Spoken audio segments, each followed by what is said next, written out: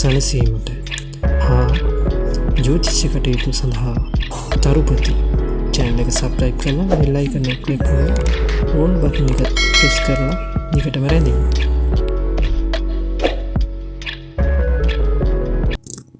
තෙරුවන් සරණයි.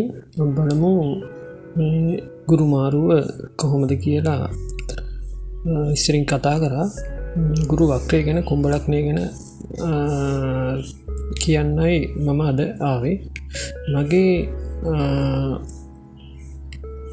නාලිකාව subscribe කරලා bell icon එක click කරලා all button එක දාලා තියාගන්න.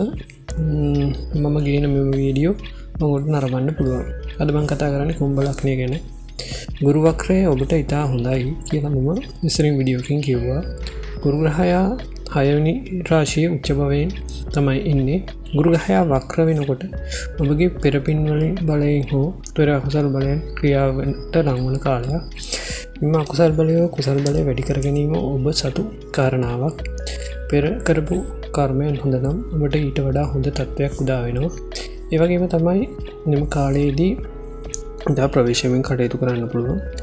ඔබගේ රැකියාවේ ප්‍රශ්න ගැටලු තිබෙනවා නම් රැකියාවෙන් දුරස්ත භාවයට ලක් වෙලා අලුත් රැකියාවක් ලබා ගැනීමට කටයුතු කරන්න පුළුවන්. ඒ වගේම තමයි ඔබගේ රැකියා ස්ථානයේ ඇති සතුරු කරදර බාධක මිදගෙන ඔබට අලුත් ගමනක් යන්න පුළුවන් කාලයක්.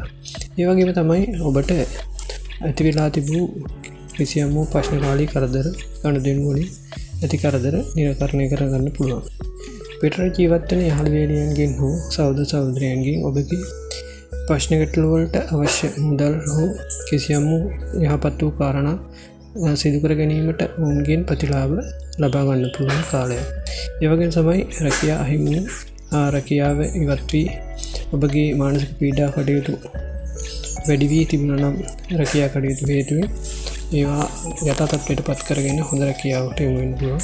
ඔබගේ ආර්ථික තත්ත්වය පිළිබඳ ඉතා මනවින් කල්පනා කරන්න ඕනේ. ආර්ථිකය කඩාවැටි තිබුණා නම් ඒවා යථා තත්ත්වයට පත් කරගන්න හැකි වෙනවා මේ ඔබගේ පෙරපින් මහිමයෙන්.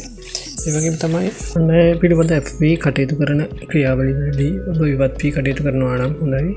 මොකද ඔබට ප්‍රශ්නකාරී ගැටලු ඇතිවීමට ඉඩ තියෙනවා. ඒ වගේම තමයි ඔබගේ ඉදිරි අනාගතයේ සුබවයි කියලා කියන්න පුළුවන්.